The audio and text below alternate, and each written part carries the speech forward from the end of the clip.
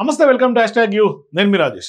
పహల్గామ్ ఉగ్రదాడి అనంతరం భారత్లోని పాక్ పౌరులను వెనక్కి పంపాలని కూడా ఇప్పుడు భారత ప్రభుత్వం నిర్ణయించినటువంటి నేపథ్యంలో తాజాగా ఓ ఆసక్తికరమైనటువంటి ఘటన వెలుగులోకి వచ్చింది. పాకిస్తాన్లో జన్మనిచ్చినటువంటి ఓ చిన్నారి 19 సంవత్సరాలుగా ఆంధ్రప్రదేశ్లోని శ్రీ సత్యసాయి జిల్లాలో ధర్మవరంలో నివసిస్తూ ఉంది.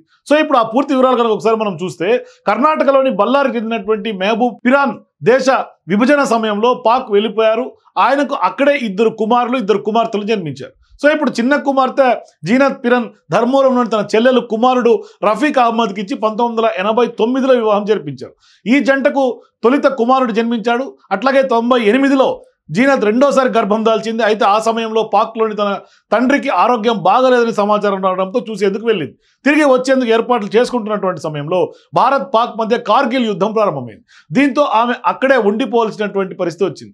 అప్పటికే ఆమె నిండు చూలాలు కావడంతో అక్కడే ఆమె అమ్మాయి రంషా రఫీక్కు జన్మనిచ్చింది. సో ఇప్పుడు 2005లోని జీనత్ తిరిగి ధర్మవరం చేరుకుంది. రంషా రఫీక్ పాకిస్తాన్లో పుట్టడంతో ఆమెకు అక్కడి పౌరసత్వం లభించింది. సో తర్వాత ధర్మవరం వచ్చి చదువుకు కొనసాగుతున్నప్పటికీ కూడా రంషా భారత్ పౌరసత్వం కోసం ప్రయత్నించలేదు. ఈ క్రమంలో 2018లో పాక్ పౌరసత్వాన్ని పునరుద్ధరించుకున్నారు కూడా.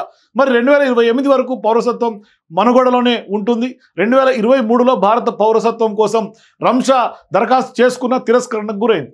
ఈ నేపథ్యంలో పాక్ పౌరసత్వం ఉన్న ఆమె ఇప్పుడు భారత్లో ఉండటం, మరీ ముఖ్యంగా సత్సాయి జిల్లాలో వాళ్ళు నివసిస్తుండడం, అధికారులు ఆమెను తిప్పి పంపుతారా లేదా అన్న విషయంలోనే ఇప్పుడు చర్చనీయాంశంగా మారింది. మరోవైపు భారత్ పాక్ మధ్య ఉధృత నేపథ్యం ఉన్నటువంటి సందర్భంగా ఇప్పుడు పెద్ద ఎత్తున డిప్లొమాటిక్ డెసిషన్స్ నరేంద్ర మోదీ ప్రభుత్వం తీసుకున్నటువంటి సందర్భంగా పాక్ వాసులందరినీ భారత్లో ఎవరైతే ఉన్నారో అధికారికంగా ఉన్నటువంటి వాళ్ళందరినీ కూడా తిప్పి పంపాలని ఒక నిర్ణయం తీసుకున్నటువంటి నేపథ్యంలో మరి వీళ్ళ పరిస్థితి ఏంటనేది మాత్రం ఇప్పుడు జిల్లా వ్యాప్తంగా, మరోవైపు 2 తెలుగు రాష్ట్రాల్లో కూడా చర్చనీయాంశంగా మారుతుంది.